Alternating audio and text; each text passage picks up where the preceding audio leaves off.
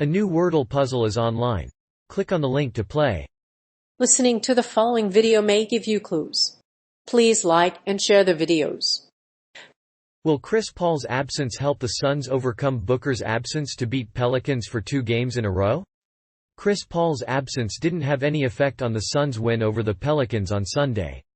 Devin Booker and Cameron Payne, both presumed to return soon, provided solid support to Paul. In addition, the Suns' 48-10 record before the All-Star break was enough to keep them in the playoff race. But what exactly happened in Booker's absence? Devin Booker's versatility. If you're thinking about whether the Suns can beat the Pelicans for the second time in 3 years, you need to consider how well Booker played during his absence. He was instrumental in keeping the Suns afloat without Chris Paul. And he finished the year as a legitimate MVP candidate and the team's best player. So, will Booker's versatility help the Suns overcome Booker's absence to beat Pelicans for 2 games in a row? While he hasn't been as productive without Paul, his versatility has helped Phoenix overcome Booker's absence. Booker scored 31 points and dished out 7 assists in Game 2 before exiting the game due to a hamstring injury. Although Landry Shamet has been considered a candidate to replace Booker, he has not received the majority of Booker's minutes. If Booker were not available, the Suns would have lost by 11 points. Booker's absence would have led to a 3-game sweep if Phoenix couldn't overcome the Pelicans. Without Booker, the Suns would be down 3-1 in the series. Booker's versatility will be a key in this series if he remains healthy. The Suns took advantage of New Orleans' final lead to take a 2-1 series lead. DeAndre Ayton added 28 points and 17 rebounds to the Suns' total, and Paul made 4 free throws in the final on a 32. The Suns' defense rebounded effectively during Booker's absence. Meanwhile, Cameron Johnson played a major role when Booker missed a game. Chris Paul's absence. The Phoenix Suns have a few things to work on if they hope to remain in the playoff picture this season. Without Chris Paul, the team has struggled to score in large quantities and has relied heavily on defense to get through the transition.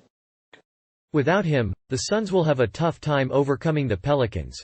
With Booker's out, the Suns have room for improvement, but their lack of scoring isn't going to prevent them from reaching their goal of being the top seed in the Western Conference.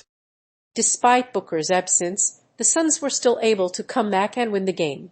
Paul's team huddled during the break to talk with the referees and get the correct calls.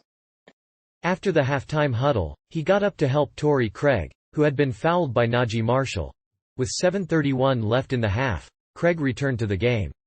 While the absence of Booker hurts, Booker's absence hurts the Suns. Paul is still playing a small role in the story arc.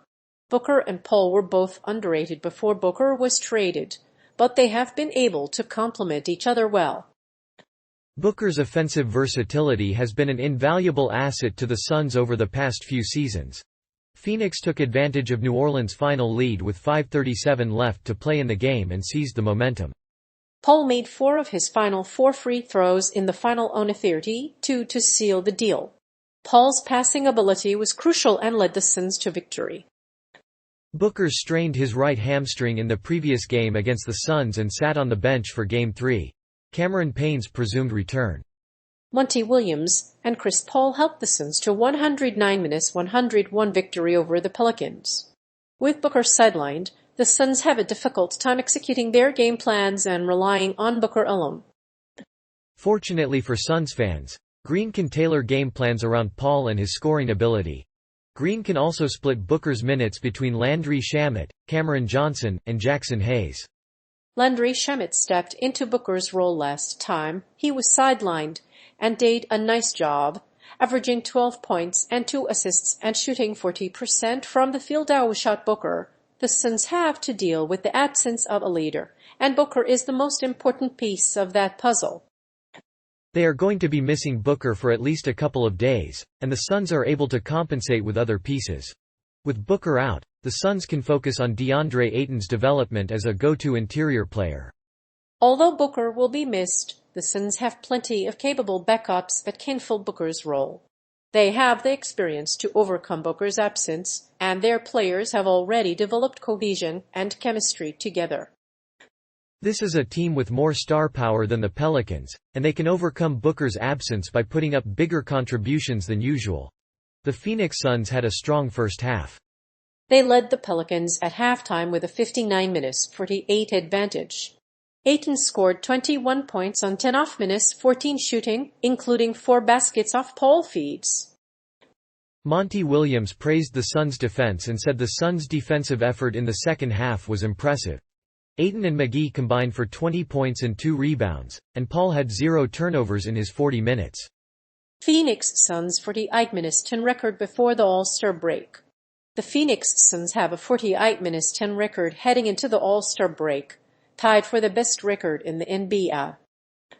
They've topped the Western Conference for the past 3 seasons, won the last 4 playoff series, and have a 7-game winning streak.